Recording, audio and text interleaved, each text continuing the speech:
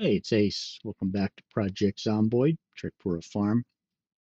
Today's episode is going to be less about squishing heads and more about some planning. So, the water system shut off just a couple days after our last episode, and it's time now to get serious about what this POI looks like, what this farm looks like after services are shut off. I think that whoever built this, the developer or the artist who put this place together really created something cool. I also think that in terms of living here long term, this place would be very difficult. And we're going to do it because why not? If you look at the property itself, it's nice. It's a beautiful size, and if you look at the overall space, it's not too difficult to fence it in, and I think that you've got room to basically do just about everything you want here. It comes with the detached garage and the shop area, with already some big build outs done, and so that and the house itself, the boathouse, lots of room, lots of space to do cool stuff, and there's some great RP opportunities here as well, if that's what you want. But this is going to be a discussion about living here in this place long term and the pros and cons of that. So if you're looking at hey, this would be a great place to move into, well, then watch this and you're going to get my unfettered opinion for whatever that's worth on the challenges you're going to face, because those are the challenges that I'm facing here. Start out with certainly I wish that there were diagonal fences, but no such luck at this point, at least with what I have in terms of mods installed. So this is going to be the fence line. And you know what? This is fine. There's plenty of room in here. We're going to replace all of this fencing with full height walls slash fences. You know how they are in Zomboid. I wish we could build the sort of the scallop top fences that they have in the game, but I haven't been able to find those yet. So the next order of business for us is to go ahead and remove all of this fencing here and replace that with the tall stuff. You can see here up at the top of the property that I have gone ahead and finished this section up top up here, and this goes all the way out to the water. So at this point, our property is sound in terms of animals leaving. If something gets out of the pen, they're not going to get off the property as far as I can tell. As far as zombies coming in, they can still come right over this fence or the fence down below without any problems. So it's still not zombie proof, but we're in such a remote location that you're only going to see one every now and then anyways. Since I've been here now, I'm guessing it's a month and a half in game. I've found a total of 3 Zeds walking around all over here on the northeast side of the property. But I did have a sow and her piglets escape pretty early on, and I found them wandering up here. I was driving by one day and I heard some footsteps, so I got out and there was the sow, and I brought her back and her piglets followed. So we originally had a trailer come in with, I'm thinking it was 3 full-grown pigs and probably about 6 piglets, and then we lost all of them except the boar and the sow, and now we've got another sow back and all of her little piglets running around. So we're doing all right in the livestock department. Anyhow, now it's safe for livestock to roam the property without having fears of them running away, because I think the game does correctly model the individual location of each of them. In fact, we came in here with, I'm thinking about 6 chickens. We had a rooster and 5 hens. One of the hens died because I didn't know that hutch cleaning was a thing, and she got sick. But we're down to 2 hens, which means that the rooster and at least 1 or 2 hens have escaped. And my guess is they're actually probably still wandering around up here in the woods. There was a rooster crow right there. So I bet you if I follow that, I'll find a rooster. Anyhow, we're now safe for animals. And now I'm going to go ahead and take this fence line up right here. I'm going to bring it over here to this chain link and run it down, build that into wood, and then replace this wood fence down there with that. And at that point, the property's fenced in. And even if you didn't have that your constructions are immune to zombies turned on, which I do, I really don't think it would be an issue, since at any given time you'd only have 1 or 2 wandering your way. So it's a great property for, hey, I want to just get to the, I want to sim for the next 5 years in Project Zomboid. I think you can't do a lot better than this in terms of location. The pros of it, it's a beautiful building. Whoever put it together really did a great job. It's 3 stories. You've got this workshop, you've got this boathouse. I think that this building is best if you have power and water not set to be turned off. If you have them turned on forever, I think this building really shines. If you have them getting turned off, then I think you're going to run into some issues with the property long term. I don't believe that these roofs are walkable. I think that these roofs are drawn only. So when you start talking about how to provide water for this building, you can see that you're going to have a real challenge because you're going to have to go up and actually turn these fake roofs into floor roofs and then put rain catchment up here. And without a mod installed, all of these things on the first and second floor aren't even going to be able to access those rain catchment because it needs to be a floor above. So I have a mod installed that gets rid of that restriction, lets you be higher than the next floor up if you want to. However, I can't even put a rain catchment up here that I'm aware of. So once I get a ladder built or a stairway built all the way up here, I'll be able to clarify that. I'm pretty sure I'm just going to fall right through onto the third floor. So I'm pretty sure that I'm going to have to physically remove all that roofing or at least place down ceiling underneath the roofing, walk over to where I want the rain catchment, put it there, and suffice it to say, it's going to be definitely some work. I'm looking for a mod that lets me just say put a pump here next to the well and then provides water in a radius similar to a generator. I haven't found that yet. When I do, that would make this house considerably easier to live in for the long term. Which brings us to power. If you look at, for example, say in Riverside, you've got the factory, the Electromax factory, and the storage warehouse right next to it. It's one giant room, and it's got a light switch, and that light switch turns on light in the entire room. It's sort of, it's speedy, but it is what it is. Here, you've got, well, there's 12 lights or so on this first floor, excluding all your exteriors. You've got another 12 on the second floor, and let's call it half of that on the third floor. So you've got somewhere around 30, plus your exteriors. You've probably got something like 40 lights in this entire house.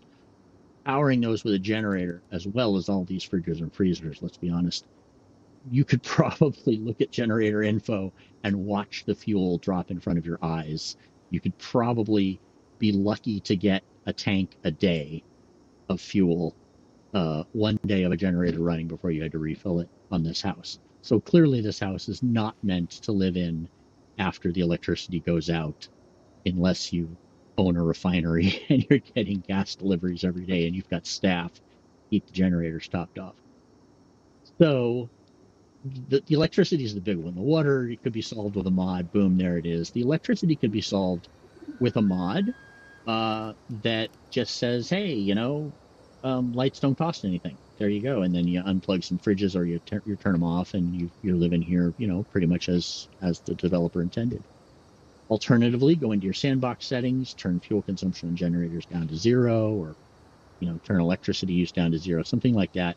And this place is great to live. But if, like me, you're living with standard rules for fuel usage rather, and electricity usage, this place is really going to be a nightmare to power once we lose city power. So, in looking at the property, I've decided that we need to have a garage, car working area, covered area anyways, and we need to have a kitchen. We need to have an area that's covered by a generator that is considerably more space efficient and electricity efficient than this house. To that end, I'm probably going to go ahead and carry this corner of the butchering room up, and I'm going to carry this corner of the garage shop up, and I'm going to join those two together. And then I'm going to come down here and do the same in this corner. And this is going to become a 2-floor tall ceiling room with then water catchment on the ceiling and a kitchen. I'll probably take this butchering room, turn this into the kitchen, and put some freezers or move all these freezers and whatnot, move them along this wall. I want to have these freight containers from KI5 available to us because they're 1,300 available encumbrance space. So for crafting, when you have two of these cat-a-corner to each other or facing each other so that when you stand in one spot, the 8 spots around you are all available for your crafting. If 2 of those spots are covered by 2 of these containers, it gives you a really ludicrous amount of storage available standing in one spot. So when it comes to crafting, it gets much easier to do crafting if you can stand in a spot and have like everything, all your materials available to you in that one spot. So I'm looking at this building. I'm thinking that there'll be at least one container on the outside facing in through an opening in the wall, and then a second container inside at an angle to that, and then a bunch of crates. I like Lestromax's crates mod, but it's not available for 42. Somebody else did a modification of it, but it looks like the developers hard-coded 100 encumbrance space for containers.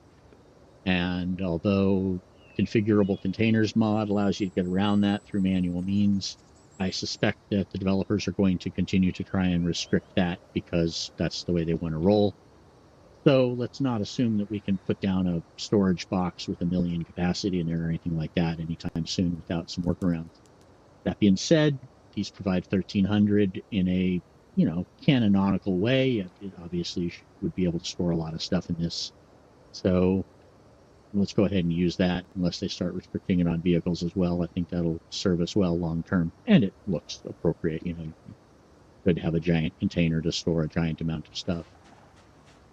So anyways, the plan next is to go ahead and extend this fence up, extend it over here, finish it to this, and then start doing some cleanup around the property, trees and forest and bushes and whatnot.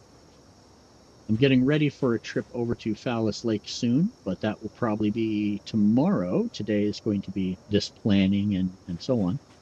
And then next episode, you'll get to tune in and see that stuff. We still don't have any fishing gear. I've been looking for that, so we haven't been able to start bringing in fish. If you are going to move to this property, here's a really important thing to be aware of. When you load a chunk for the first time, when you go into a chunk for the first time, it generates the contents of that chunk. So when I first came here, there were a ton of crops here ready to be harvested, and they weren't as I would have expected because I didn't come here for many months after the game started. I would have expected a lot of them to be rotted, but they weren't because this was our first time seeing them. So if you come here ready to move in, or at least ready to harvest all that stuff and store it somewhere. Otherwise, you're going to throw away a lot of planted food for nothing. And because of the way the growing seasons work in the game, I would come here ASAP, and that way you actually have some time to plant more crops of your own and whatnot. It's so late in the year, we've run out of time to plant anything. I've got some turnips in over here, but that's about it. Everything else was past its growing season. So that's going to increase our reliance on going out and gathering canned food and whatnot, bringing that back. Not a problem. There's plenty of that to be had. The biggest problem in living in this property long term, I think, is the tendency now of generators to catch fire, or at least the increased chance that they might catch fire. I shouldn't say tendency necessarily. The fire would be just devastating here, obviously. So you're going to want to make sure that where you put your generators down, you're able to put them somewhere where if they burst into flames, you don't lose the entire house. That would be a crying shame. The fuel consumption would be an issue in a single-player game like mine, just because, well, A, there's a finite amount of fuel in the game, and yes, it's a tremendously huge amount, but going out, gathering it, bringing it back, storing it, and putting it in generators would start to feel more like work over the long term. So that's why I'm thinking keep everything more or less in one building within range of a single generator, and we can shut off all the lights in the house and just the house goes dark when the power goes out, and it's just there for show purposes. I can see some days you feel like it, you throw an extra generator or two around the property, you power them up, you light up the whole house, and feel like the CEO is getting ready to come back and spend the weekend there, and you're just the staff getting it ready. But long term, I think it's not very legit. So coming up here, building this fence was easy. We got trees all along the way, so it was easy to just cut down trees, saw the log, leave piles of planks, and then just walk over here with a pile of nails and build. I see taking this entire area and eventually cleaning up all these trees and having this be available for pasture land for more animals. Bring some cows here as well. The chickens, 2 chickens, I think is going to be plenty for us for one person, unless your intention is to make a ton of eggs for compost, which that's probably a valid strategy too. That's fine. Go ahead, you do you, right? I think a sledgehammer is very useful here for getting rid of these rock outcroppings. We did have a large rock outcropping here, and the sledgehammer did a fine job of removing it. So make sure you bring that along so that you can clean up some of these features around the property that are in the way. And we're using the shortcut in from the north. I think that's the way to go. The road is quickly going to become overgrown and unpassable, but we're going to cut a new road in from the north. Once we finish fencing this in, then I see getting rid of the chain link, since it was really just sort of an artificial barrier that we have to walk around or through to do our daily tasks. And I can see that this amount of farmland right here is going to be plenty. If you do want to live in the house full time, I think that the designer of the house and I probably have some different ideas on flow. And so my suggestions are I'd come in here and I would remove probably this wall or both and put a door there or just leave it open. So you take your freezer room and what could become your kitchen and butchering area, and you sort of combine them into one. Because right now you end up walking all the way around the property, all the way around the inside of the house to do this. If you're butchering something, you've got to bring it from outside here somewhere, and you've got to walk it all the way around through the house to get it in this room. So I see opening this up, and then I also see taking this little toilet room right here, get rid of the toilet and the overhead storage, get rid of this wall, and now you have the ability to walk in and walk through to your butchering room, walk over here and up to your second floor easily. Those are changes that I'd suggest right away. Pretty soon I'm going to get rid of a lot of this pitch. There's just so much RP stuff in here, and while it's nice, ultimately I think that it just makes this entire space feel pretty cluttered. And I will say my personal pet peeve is I run up here to the top of these stairs all the time and try and go right around the railing to get to the kitchen. So I'm going to take down this mirror and this section of wall. Hoot sweet, that's going away, and the stuff from this hall, because boy, I can't tell you the number of times I'm like, oh, I'm hungry. I'm going to run up. I'm going to come to the corner. I got to go here like this. Yeah, all the time. The kitchen being located on the second floor, away from all your butchering and so on.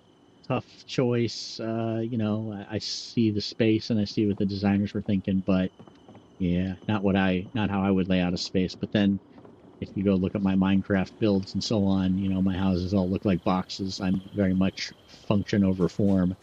So I can appreciate something that looks pretty and functions well. This looks pretty, but I don't think it functions as well for long term as it could. So be prepared when you come out here to definitely make some changes to this.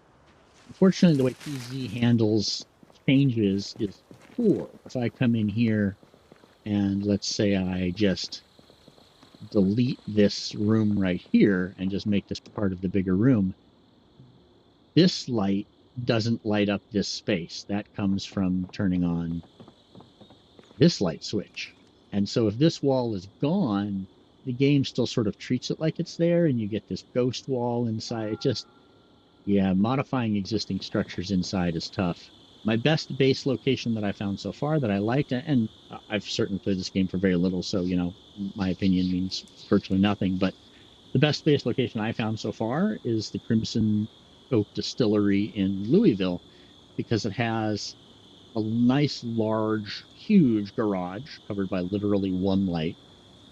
And adjacent to that, it's got what is their bottling room, their bottling line, which is a beautiful tile floor, again covered by one light.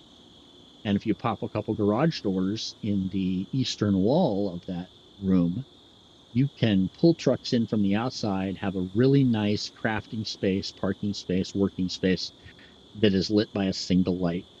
So between the light in the garage and the light in the bottling room, you've got 2 lights and a couple fridges, and your generator's going to run for a week or 2 without any fuel needed.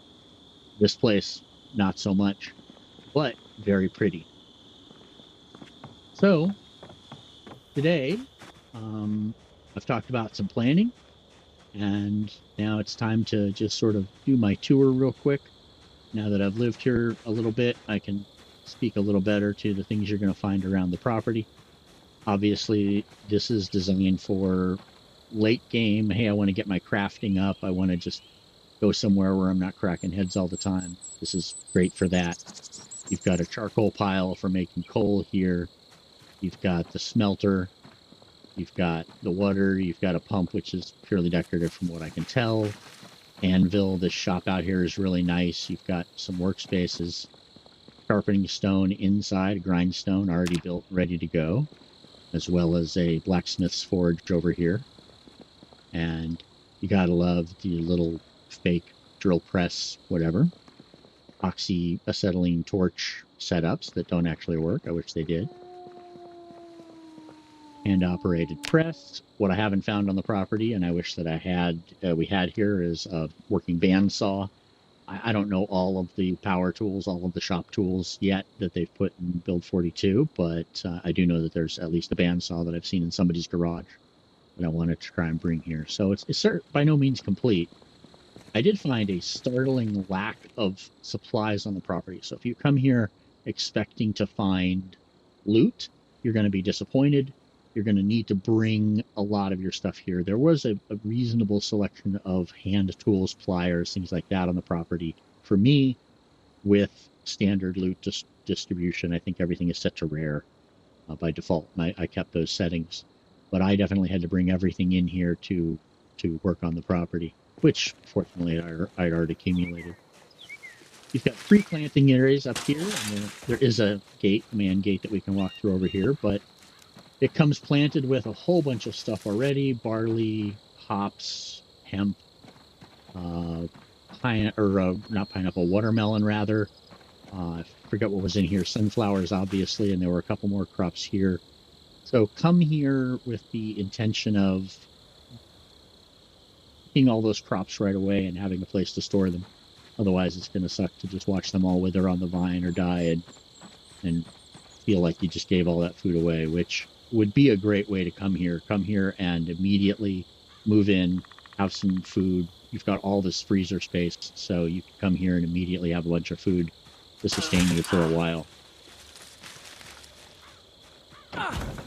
There was a animal feeding trough right here that I went ahead and was able to move over. So without any carpentry skills whatsoever, I was able to get this barnyard up and running.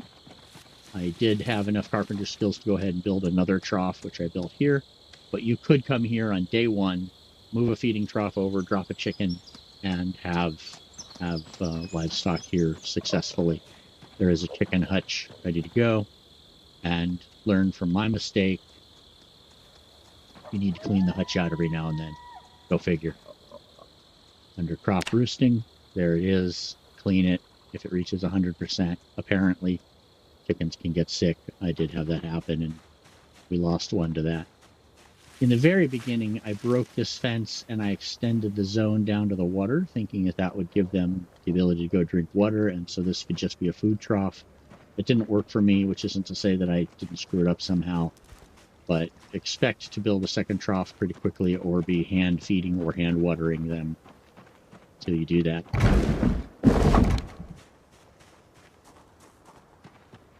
I do intend to come up here and probably start chopping some trees down out here, and we'll have a little bit of a redneck parking area with, you know, some Camaros up on blocks or whatever out in this spot, just to keep the property a little bit clean inside, and because I like to collect cars. The way in and out of the property that I'm using right now, the shortcut way, goes up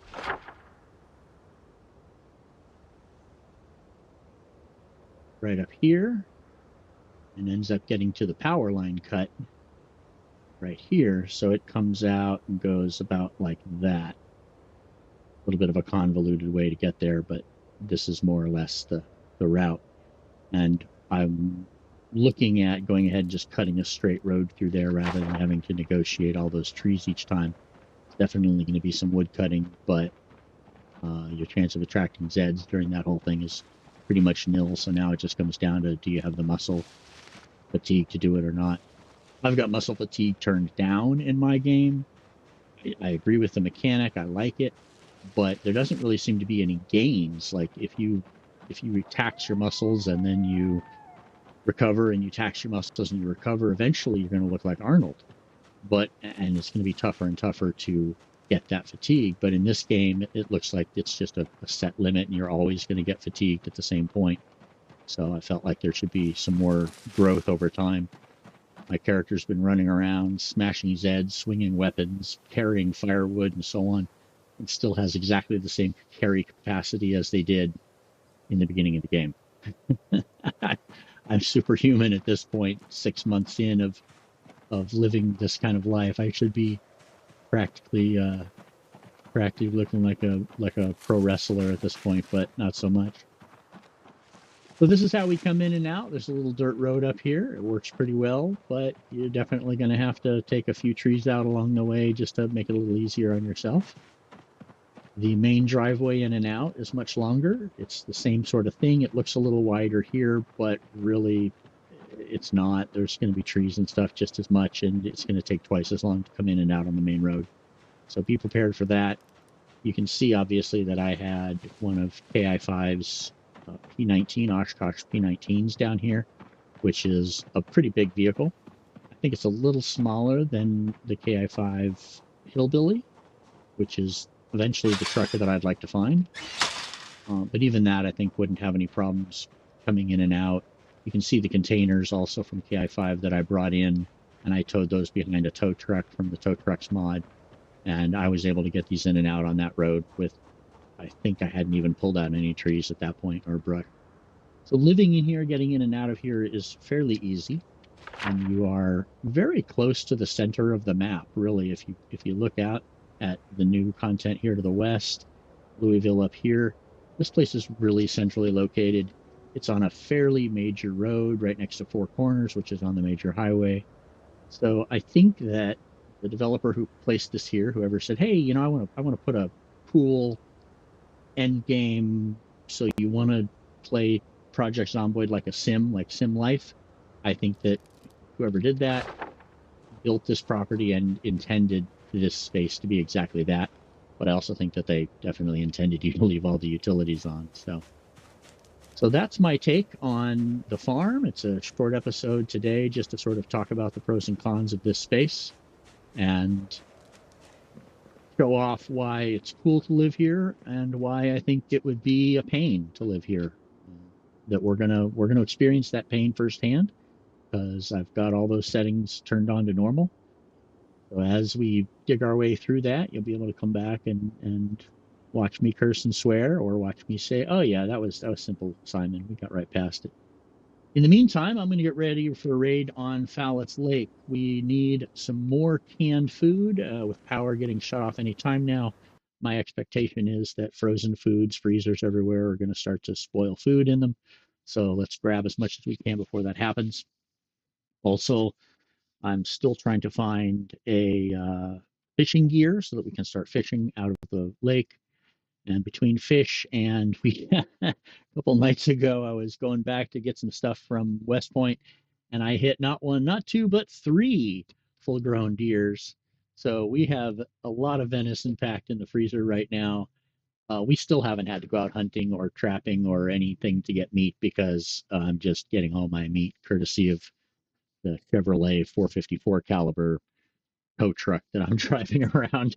I don't know that's the greatest way to get meat. And honestly, I have no idea if the game is modeling, hey, if you hit it with your car, you get a tenth of what you get if you shot it.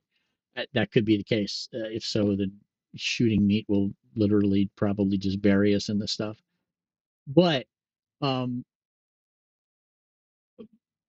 shy of meat and more meat and fish, we don't have anything to go with that. And so since I didn't get here early enough in the year, we're going to have to go out and bring back some more stuff. So Fallas Lake it is. There's a general store there. There's a gas station, and there's a farm supply and a market across the street. So there's a bunch of non-perishable food that we can go grab.